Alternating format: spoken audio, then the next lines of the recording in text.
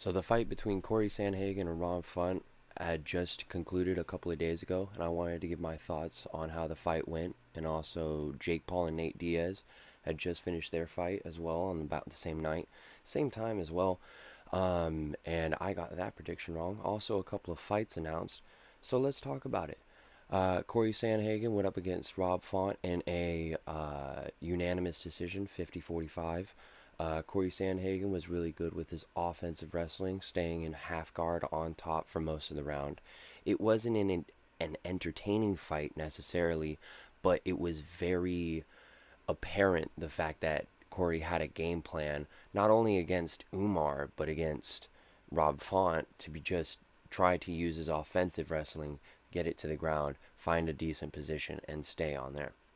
Now, would it have worked against Nurmagomedov? We don't know. But uh, all the respect to Rob Font, though, being able to survive on the bottom for five rounds, being able to neutralize his Cory's length on the ground. But I don't know. I feel like he could have done a little bit more.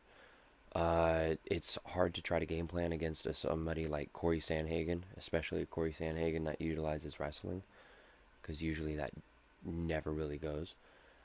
Um, but I mean, 50-45, he won all five rounds. It wasn't the most entertaining fight. It was all right. The co-main event with Tatiana Suarez and Jessica Andrade ended in a second round submission. Um, Tatiana Suarez coming off I think it was a year and a half layoff, and then going up against a really good wrestler in Jessica Andrade, a really good power puncher, and really good cardio in Jessica Andrade. Really made me surprised at the fact of how easy it was for Tatiana to control her, not only on the stand up with her pressure, but on the ground with her control. And so next, I kind of want to see her take a little bit of time off, take a couple months, figure out how the landscape of everything is going to go. Because with Rose going up to 125 to go up against Duman, and then Wei Li going up against I forgot what her name was, the up and comer in the women's strawweight division. I feel like she just needs to take some time off. And then for Jessica Andrade, I feel like she needs to take some time off because I feel like they're going to start feeding her to the wolves, the people that are coming up the division. And that's not a great sight for somebody that's 38 years old in the strawweight division. Um, but there was also Jacoby Jones getting a good knockout against Njukwe. Um, that was a really good banger of a fight. There was, I believe, Diego Lopez with a really good triangle choke, able to reverse the position, get on top of that triangle choke, and as soon as you get on top, that's basically the fight. With a triangle choke, there's so much pressure coming from the hips that you have to tap.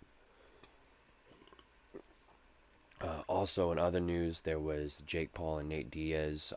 Jake Paul won by unanimous decision, winning almost every round except for maybe one or two on the judges' scorecards. But all in all, it answered a couple of questions, both for Jake Paul and Nate Diaz. It answered Jake Paul's cardio and his ability to be able to find openings, and it also answered if Nate Diaz's boxing can actually be incorporated into boxing. And I disagree with the fact that it can work in boxing because I feel as though his output was enough, but the power that he had behind those shots were null and void. Like, Jake Paul is a big guy, don't get me wrong. 185, he probably had to cut weight to get down to that weight. And Nate Diaz going up to 185 is the heaviest Nate has ever been, like in an MMA fight or probably boxing. And with the knowledge of knowing that he did pancration before, like pancration fights where instead of punching it's slapping, but there's still takedowns, it was almost like he was having a pancration boxing match where he was slapping the punches, which is effective.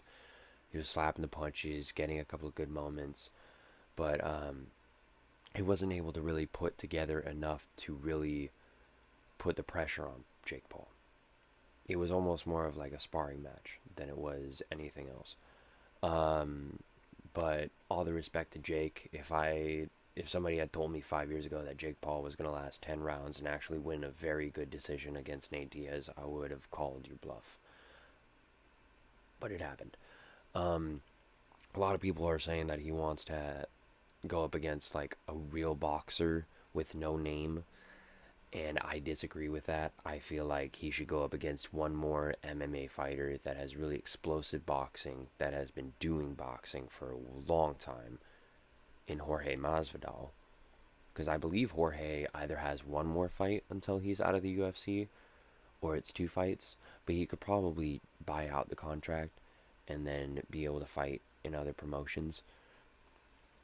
But Jake Paul also said that he wanted to get that MMA rematch with Nate Diaz for $10 million. And a really funny thing about that I don't think a lot of people are realizing is that Jake Paul is a co-founder, not a co-founder, but like a really big part of the PFL, the same place that Ngannou is signed.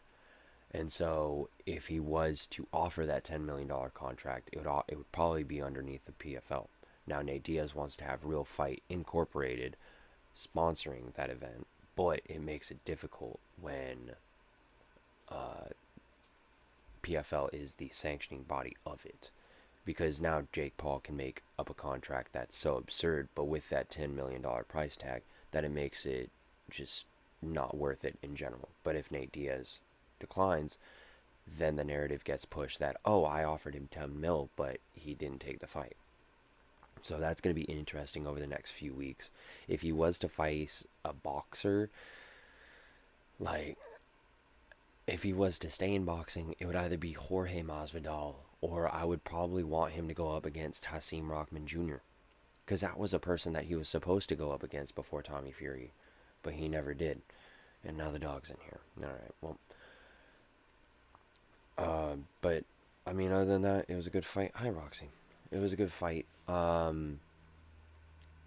Yeah, him versus Hasim in boxing, or him versus Gamebred. It needs to be somebody either bigger than him but less athletic, or somebody smaller than him but more athletic.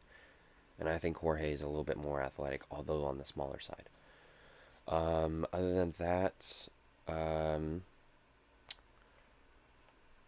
the next UFC card with Aljamain Sterling and Sean O'Malley is going to be a really good event. I have my money on Aljamain Sterling and his jiu-jitsu and wrestling to be able to overpower Sean's pressure and his striking.